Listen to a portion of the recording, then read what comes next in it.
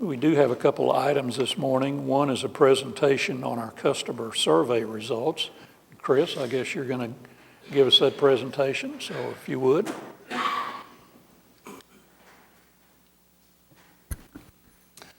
Members of the board, it's great to be back. What I really enjoy coming to Oklahoma City for, especially for this survey, because I've been working with the city, I think most of you know, for, 15 years.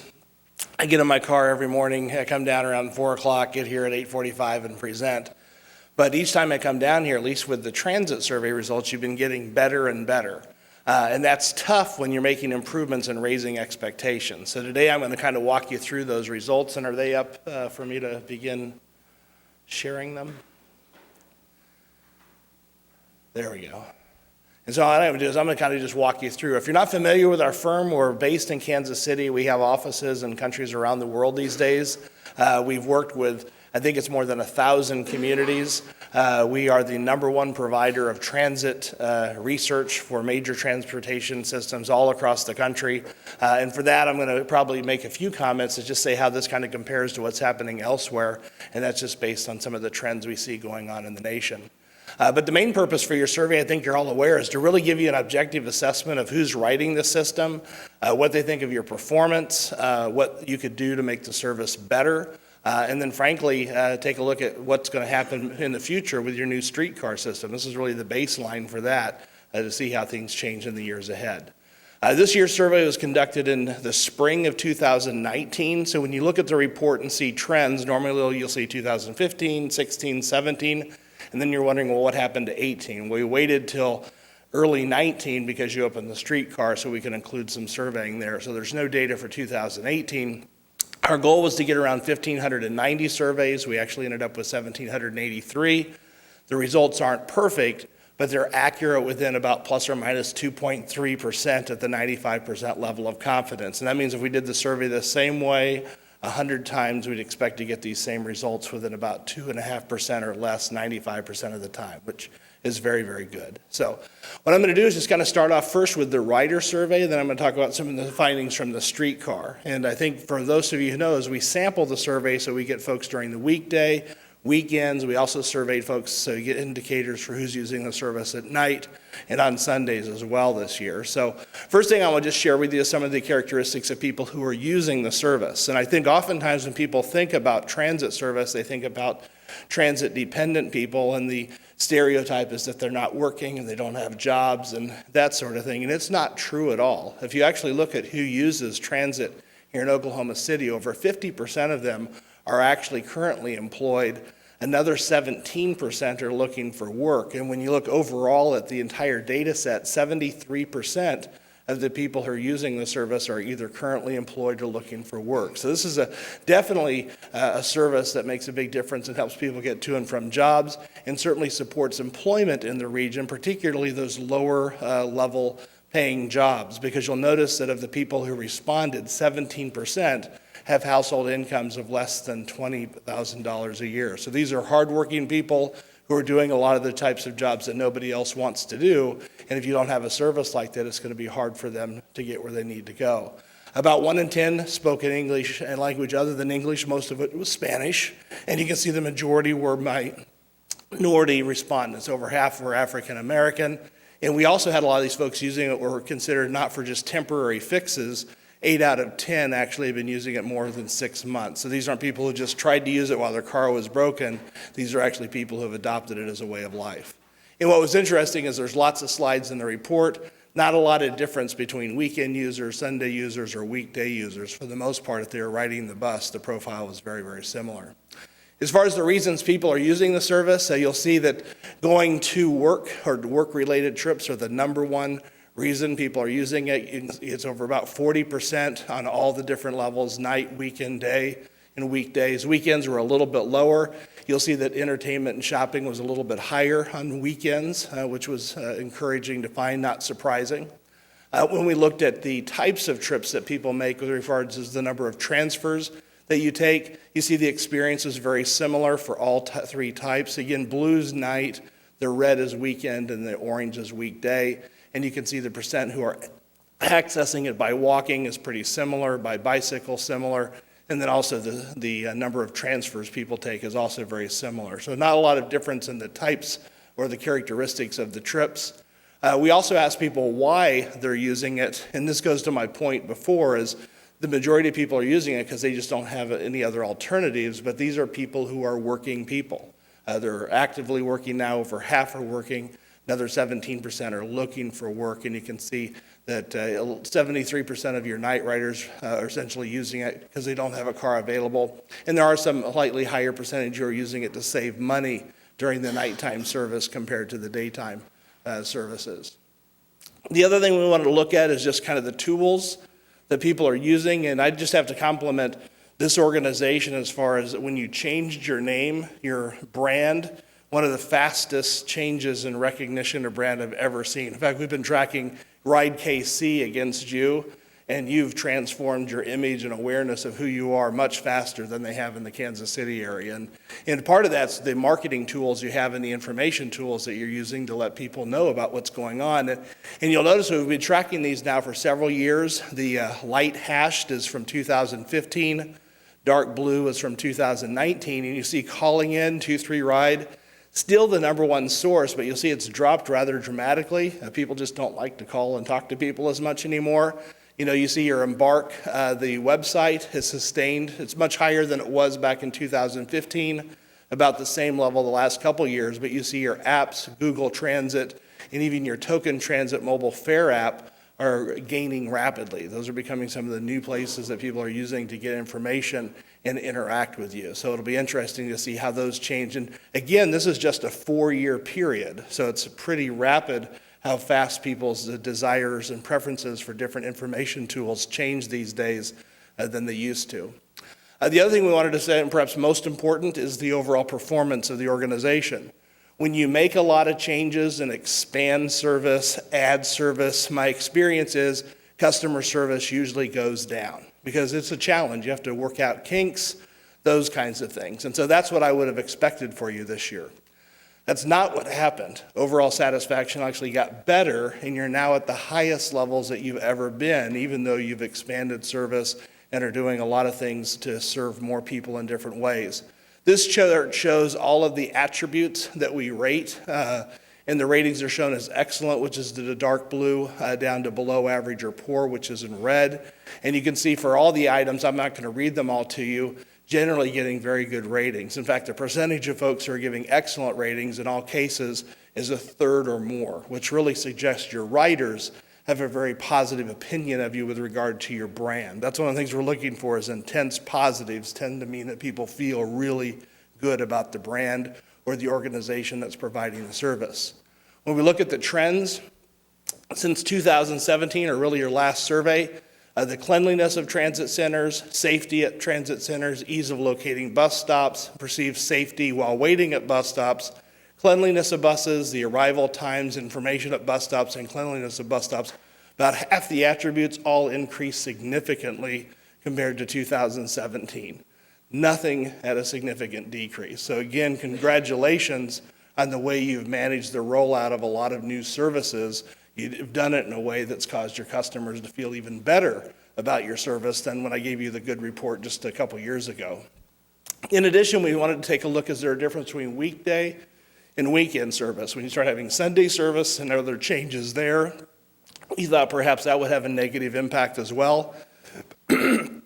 But you can see for the most part, the ratings are very similar. In fact, there's no real statistically significant differences between weekday, which is in dark blue, and weekend, which is in the hashed red. You can see there's a little bit better in a few places on weekday, a couple areas better on weekend, but all in all, you're providing essentially, as far as your customers are concerned, the same level of service, and it tends to be perceived as being very good. As far as what's important to riders, that was the other piece. One of the tools that we use to assess where you should do better is we just don't look at satisfaction ratings. We also take a look at how important things are to people. The rationale is just because people are dissatisfied doesn't mean it's something you should throw dollars or resources at. People may just not care, and if you put a lot of resources in things that nobody cares about, probably not a good use of those resources. So we also took a look at all those attributes, how important they are to people, and you'll see that availability of accessible bus stops was at the top of the list. Buses arriving on time was next. Courtesy of drivers and frequency of service kind of round out the top 4. You'll see for night riders, frequency of service was 3rd, and so slightly higher for your night riders. But for the most part, the priorities when it comes to service attributes were pretty much the same for both weekday and weekend riders. When we did our analysis to identify, well, what should be the areas that you emphasize moving forward, the 4 areas that rise to the top of the list to continue meet customer expectations are making sure the buses continue to operate on time. That's the number one thing, is focusing on that is critical to maintain satisfaction moving forward. Ensuring that you still have bus stops that are accessible to riders. If you have the resources, either sustaining or increasing the frequency of service.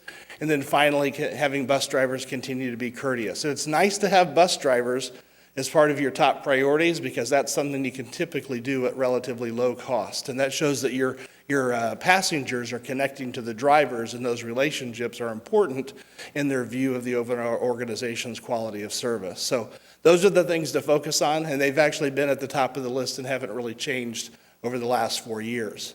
We also gave riders a list of kind of specific types of improvements that perhaps you could fund.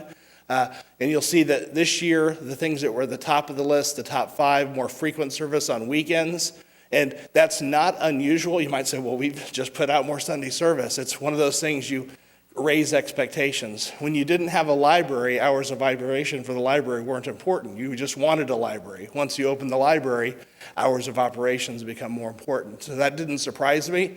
More buses running at midnight on weekdays, more frequent service on weekdays, more shelters at stops, and later service on weekends. You can see where things back were in 2015. Not a radical difference, but a few of the issues that were more important then have become less important over the last couple years. So those are the highlights of the bus service. When it comes to the streetcar survey, thought I'd share those with you as well, because there are a few differences, just so you're aware of what we found. The first has to do with who's using the streetcars. And you can see your streetcars are attracting your transit dependent, but you're also attracting your choice riders. In fact, you'll notice that the incomes, only 28% of your streetcar riders had incomes of $20,000 or more, or $20,000 a year or below, compared to 70% of your bus service riders. You see there's more not whites and fewer minorities using the service, and you can also see the percentage using it for work-related purposes is down.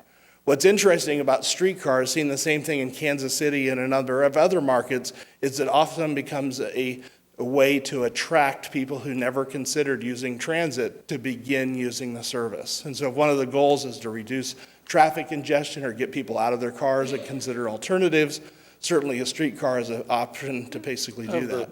Of the 1,700 surveys you had, what was the split between the bus and the streetcar? Streetcar was smaller, maybe about 150, so I don't remember exactly, but as a portion of the ridership, it was slightly higher as far as the total riders per day. But I can check that out for you. As far as who's using the streetcar, or the reason people are using, you can see the entertainment and social purposes getting out there. That's not unusual in the first year of a service. In fact, in Kansas City, their streetcar opened up because it becomes a novelty. A lot of people want to go check it out.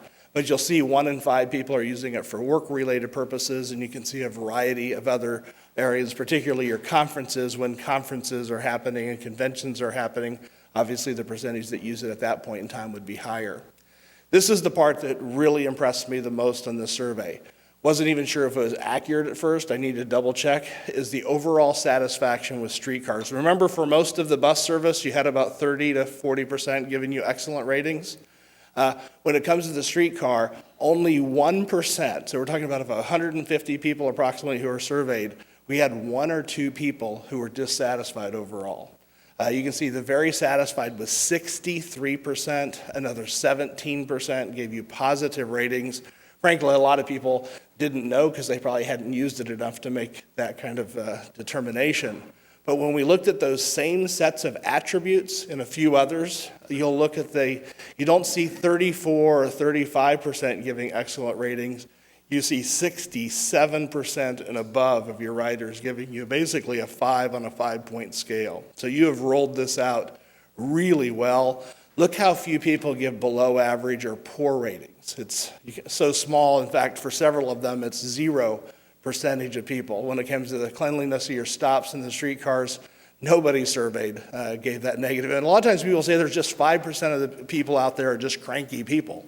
Well, you even convince those people that you're providing a good service. So as far as what's important to your streetcar riders, the frequency of service is at the top of the list. Safety, cleanliness, and ease of finding parking, you'll notice kind of has worked its way into the top of the list. You'll also see cleanliness of stop platforms and ease of getting service information and I won't read the whole list to you, but there's several items, so there's not just one thing that's important, it's several.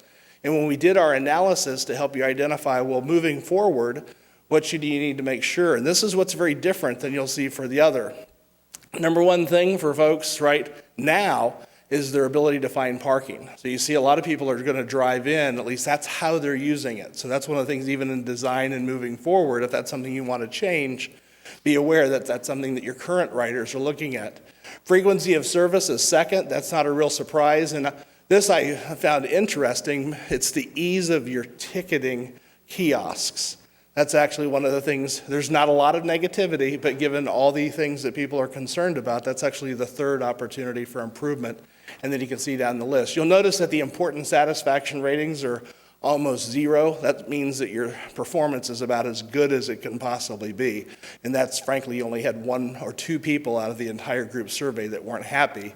So if you spent $1 billion, you might get 1 or more 2 people when it comes to customer service to give you positive ratings. So all in all, tremendous job at rolling things out. As complicated and difficult as it could be, your riders on the streetcar think you've done a phenomenal job, and you did that without compromising the quality of your bus service. So you have a lot to be proud of what you've done the last couple of years. So anyway, just to summarize, overall satisfaction is now at an all-time high since we have started tracking it. And streetcar satisfaction has set a benchmark level that's going to be really hard to sustain. But you should be very proud that you started off rolling it out in such a very positive way. And although there's lots of things going on, I don't want to underemphasize the importance of your transit system to getting people who have low-income jobs to and from work. Over 50% are currently employed. 73% of the folks on your bus service are either looking for work or currently employed, and most of them have jobs that pay or annual household incomes under $20,000. And so without it, they couldn't get to work, and the employers couldn't get people to do those types of jobs. So I've given you a lot of information to think about, but one takeaway is just really congratulations. This is a great performance, a lot to be happy with. I know you're not going to sit in your laurels and say, hey, how great we did, but sometimes it is nice to take a moment and celebrate the good work that you've done. So with that, Sharon, I don't know if anyone has questions, but I'd be happy to answer them if they do. All right. Any questions, any trustees? Well, yeah. Mm-hmm. Do you think, and this question relates to both the streetcar and the bus service, when the question is asked about frequency of service, could the people responding ever be thinking in terms of the speed of transportation? Does that ever factor into your? Yeah, that's usually, when we look at it different, is how quickly you can get to your destination. Frequency of service, most folks know, is the bus comes by every 5, 10, 15 minutes. Sometimes, ultimately, they care about can they get from point A to B in 10 minutes or 20 minutes. And so sometimes the frequency of service can influence that, but when people are rating it, they usually are able to distinguish that. The next time you do the survey, could you ask, for example, are you satisfied with the time it requires to complete the trip? Sure, we can certainly look at that. When do you plan on doing your next survey? That'll be up to you all. Right now, our current contract has expired, so I think you'll have to have vendors will be bidding on the next one. So I see. So we do try to always do one each year. Yeah. So. And don't take my questions as being negative towards the current speed. I'm just wondering if that's an issue Sure. with anybody. Thank you. Okay, any other questions? Well, I'm thinking it's more for the Your microphone. trust. Is it my, there it is. Okay. You'd think I'd figured this out by now. 5 years later. Oh, so oh goodness, it went away because of the microphone. Yeah, okay, bus stops, bus shelters. Information at bus stops was something I saw on there. With MAPS 4 and a move toward the bus stop improvements with shelters, are we looking at information available about, frequency or just these sorts of basic questions that people might have? Yeah, so we're already actually looking at additional signage to go at each of the bus stops. Excuse me. It's been something we've actually been working on over the last year, but it's trying to provide more customized information for that individual stop. And ease of use for customers to be able to access that information. So for example, a barcode or a QR code that could potentially be scanned and just provide the arrival information that way. So yeah, we're looking to add more information at each of the bus stops through additional signage, but not necessarily part of MAPS 4. And then the bus rapid transit system, those sort of platform stops would be fairly similar to the streetcar stops with that sort of same information and or kiosk where you can buy your... Right. Very, very similar. They'd probably have a larger footprint than the ones you see with the streetcar, potentially. But yeah, same electronic displays, ability to purchase fares right there at the platform, covered shelters, the lighting. What do we hear from our bus operators in terms of what's most important to them in terms of making sure that they're happy while they're working? Because, to your survey, customer service was important. So what do our workers say? What are their satisfactions? Well, I I think really to get a accurate / statistically valid response, we'd probably need to do a survey. I mean, anecdotally we can ask, but what one person feels is important, not necessarily what the other. So I would say the best way to get that information would be through a survey. I'd be really curious to know that, just because it factored in so high there. So thank you. Okay. It appeared, though, that, and I don't remember the statistic you had about the use of social media and all of that, about timing and when the bus arrive and all that, is a big answer to your question, I would think, James, that, Yeah, apps and social media are becoming more and more important to people's preference choices regarding how they get information. And you can see that just in the changes of where people are getting information compared to 2015. Calling was clearly the number one place. And even though it's still number one, it's dropped by 20% as far as the percentage of people who are calling to get information. So, yeah, and this is not always, but this is a thing that every once in a while will pop into my head, where I think most people get their information from social media or the internet or stuff.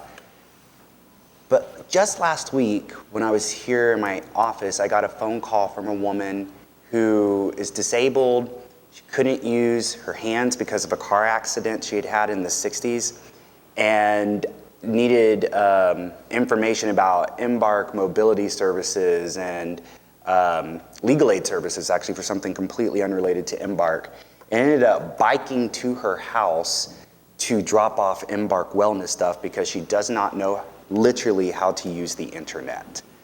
And I have to tell you, when I was out there knocking doors, I met a lot of people who do not use the internet, who do not use any social media. And when I look at your statistics about low-income folk, who are mostly the ones who are currently using our bus, I wonder about how many people who live in our city right now who don't use it, who have no idea how to use it, and don't understand how our services work. And that takes me back to the question I had about the bus shelters and having that information there. I as a millennial, I think of social media all the time, absolutely. But I think there's a percentage of our people who are not that at all. And I think you're right. I mean, you still have their number one source is people calling for information. So at the end of the day, you can't say, okay, we're not going to have our 235 ride anymore, because it's still, even though it's dropped from 57 even up to 61 to 38, it's still the number one source. And so there are probably large segments that are going to always require something that's not going to be on the internet, not going to be on, available through an app, those kinds of things, just because the nature of the population you're serving. But to the point of how well we're doing in these survey results, when I talk to people who don't have that information and I say, oh, we have EMBARK paratransit, or we have the mobility services, they're like, oh my gosh, that's incredible. So the services are great, it's just I think there are some people who still don't know or how to access them. All right. Thank you all, great to see you all. Thank you.